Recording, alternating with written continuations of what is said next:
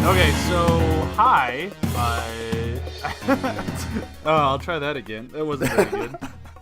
Or I'll just leave all this in. Keep this in, please. Yeah, this is the good stuff right here. Hi, and welcome to Venture Bros, a Venture Brothers podcast. This week, we are going to be talking the episode Careers in Science. So I am joined by my always co-host, Nick Friedemann, and my new always co-host, Graham Mason. Hello. Hello. Oh, Nick went way more sensual with his greetings. I did. Sitting here with my shirt off because it's a little hot in here, so... None of us looking at I'm wearing a shirt and a hoodie, so that's that. I'm Perfect. wearing 2 shirts.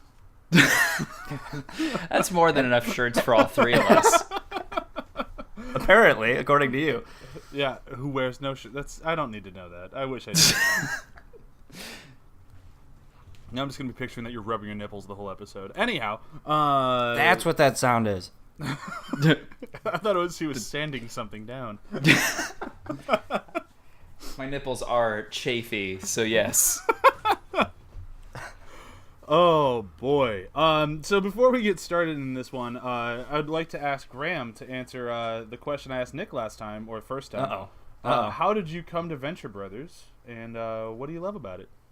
Oh, man. I don't remember, actually, now. Probably Adult Swim.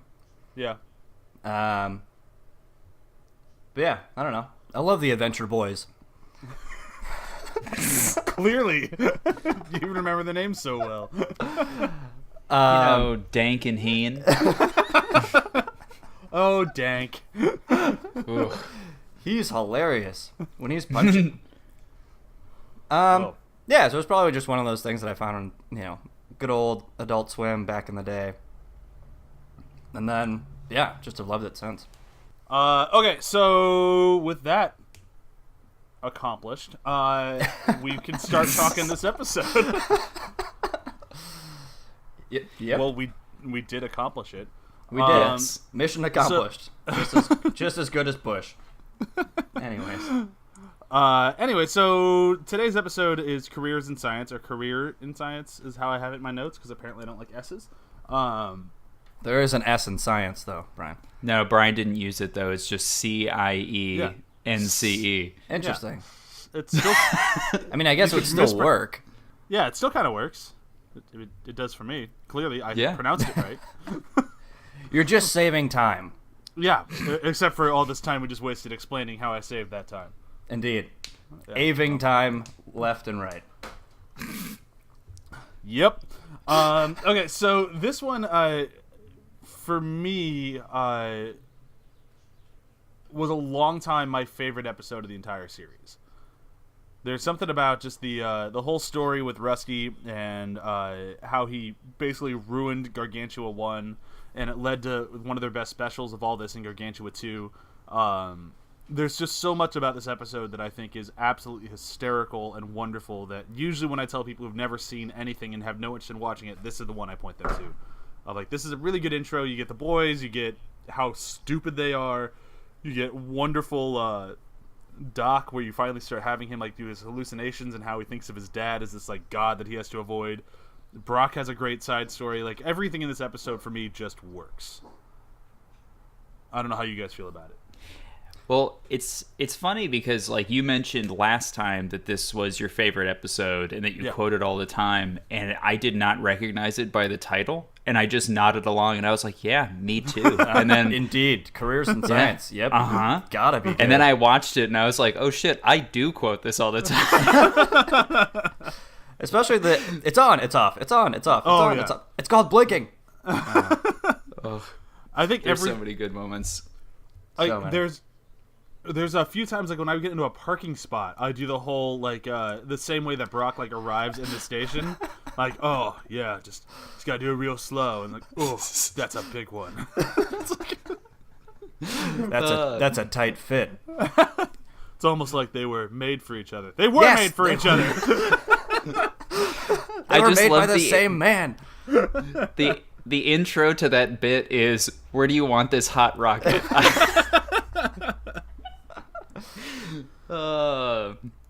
goodness. Like, it's, and this was, I mean, in my opinion, granted, people might disagree with me, but this is like the first time where, I mean, granted, we're only 2 episodes in, but like they really started showing their nerdiness with like references of like science fiction stuff and old TV shows and old movies.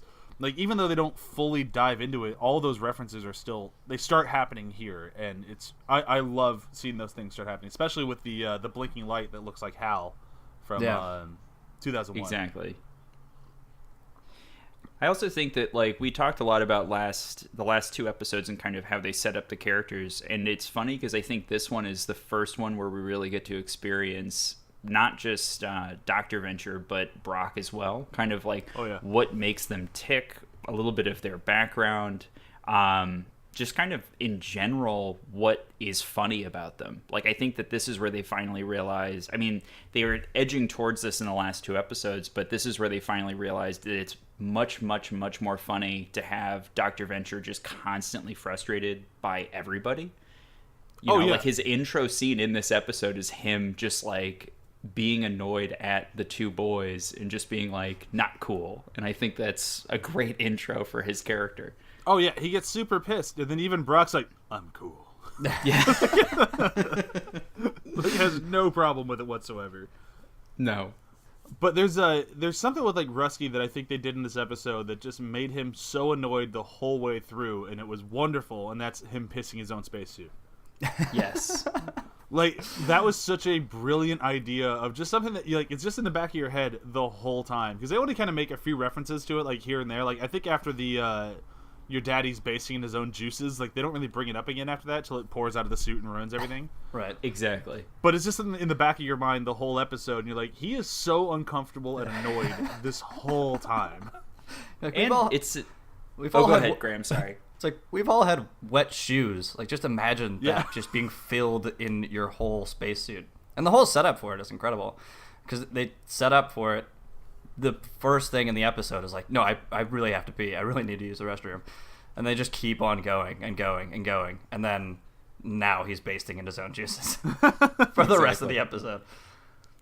And it's a situation that he creates himself. Like, I think that's the best part, is that he's annoyed at everybody else, but he could easily fix this. Like, this is an easily fixable situation that he just refuses to take the extra effort to fix. Well, it's that, and it's like, he very well, he built his own fucking spacesuit. Like, he should know there's no waste collection. Exactly.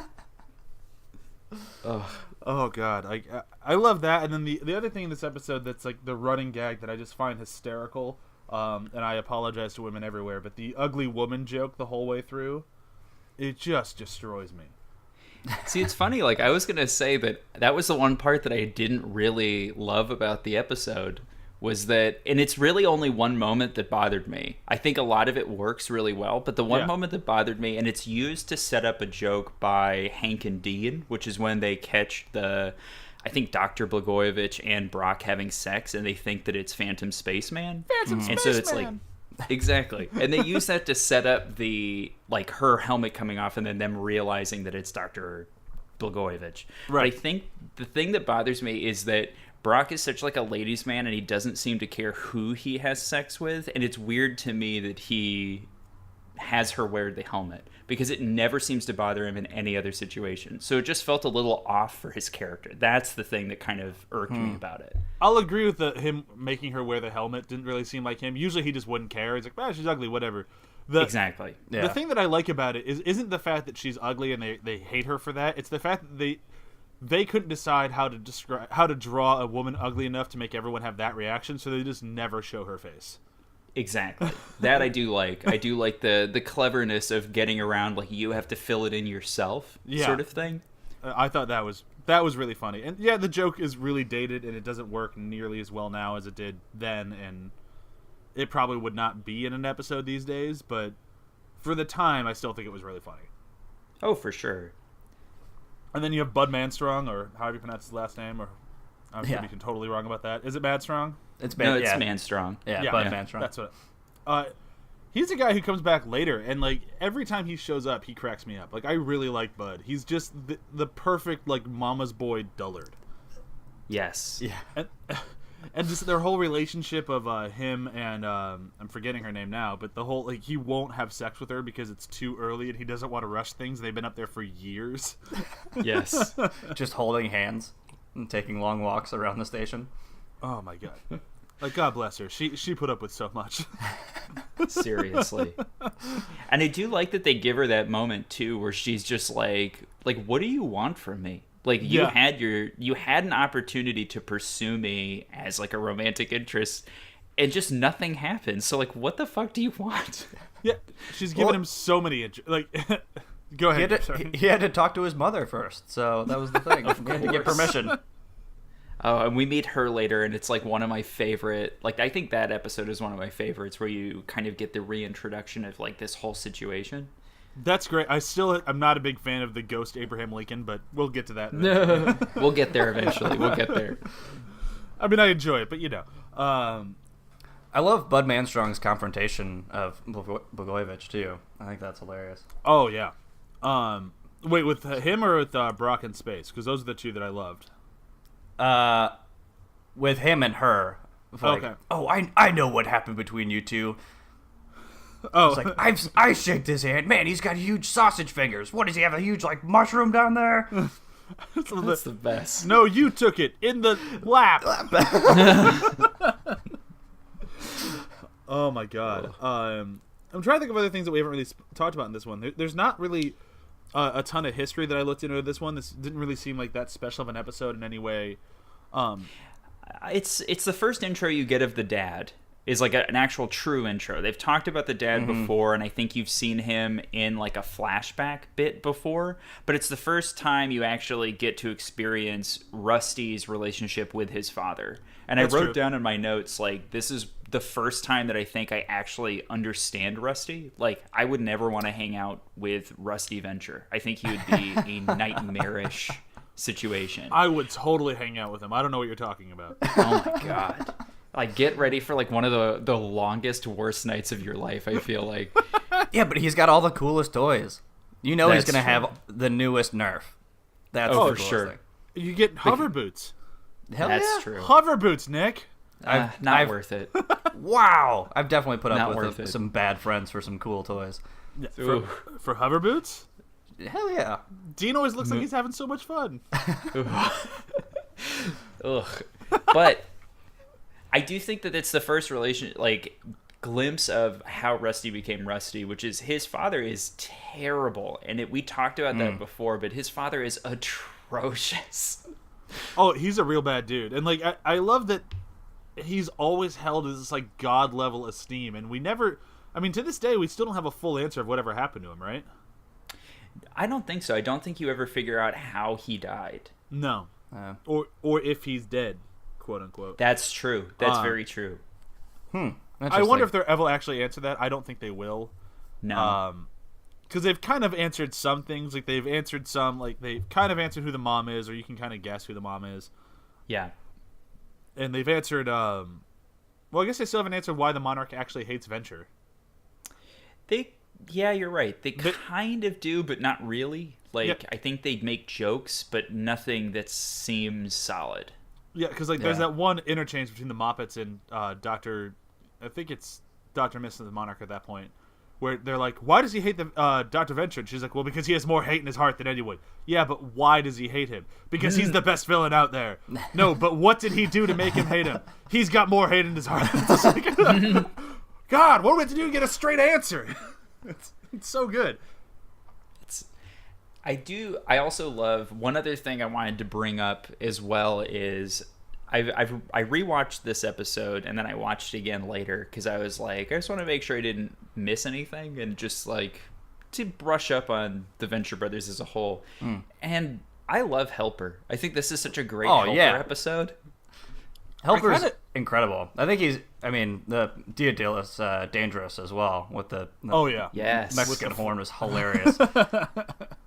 But no, Helper is like the greatest supporting thing and consistent thing for just that just random, comedic relief, and it's just I love him a bunch.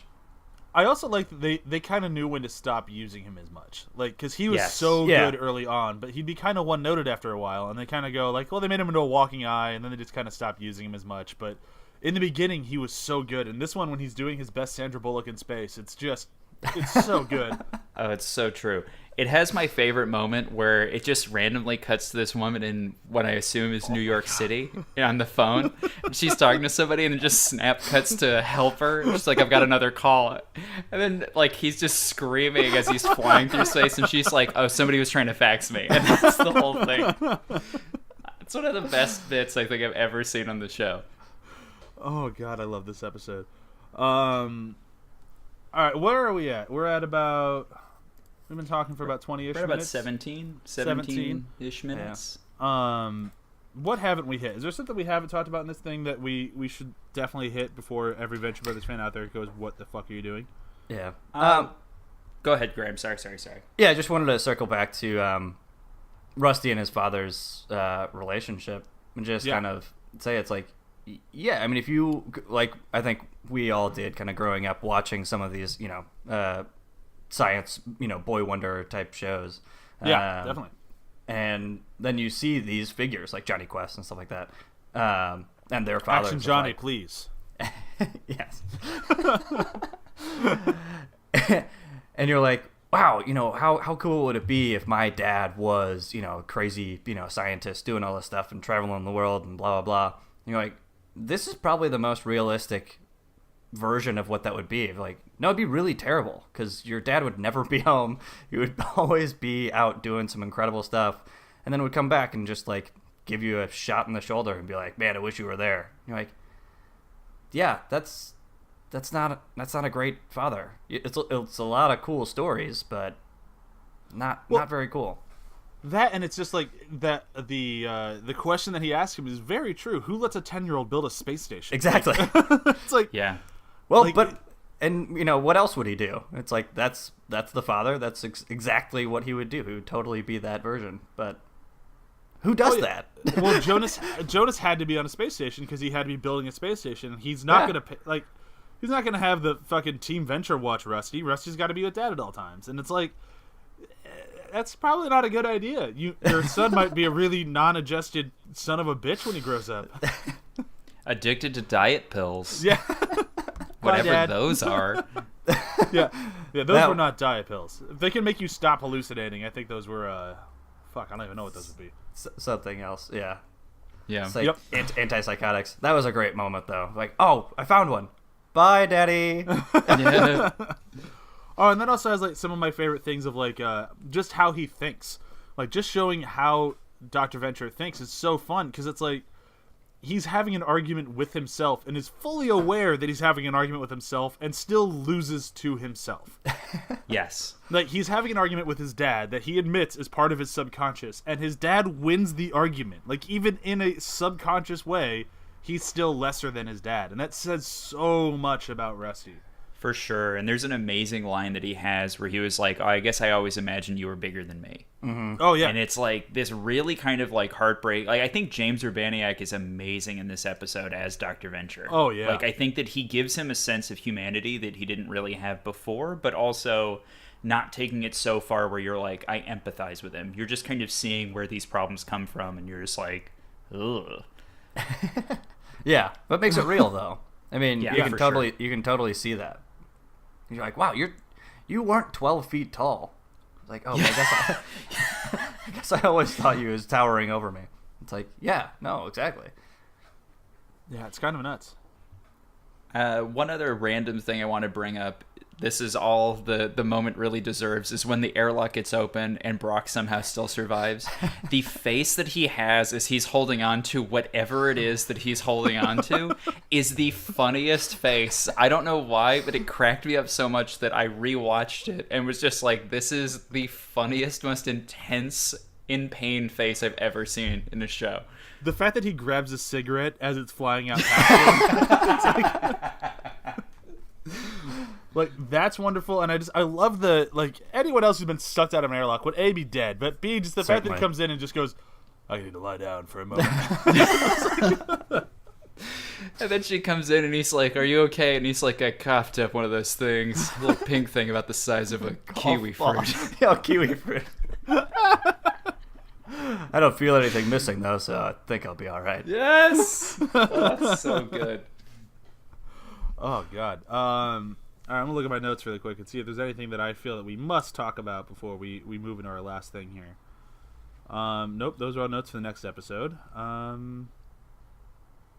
No, that was everything. Oh, I'm forgetting his name right now. Thrilwell. I'm forgetting his first name. The guy who does the music. I think his music in this episode is absolutely phenomenal, and they bring it back a lot after this one. But that zoo, zoo, zoo, zoo, zoo, zoo, zoo, zoo, like, yes, it's so good. Like, it just brings you into the episode just immediately, and it just has that perfect like 1950s sci-fi sort of like everything's okay, even though we're definitely destroying the environment. Like, exactly.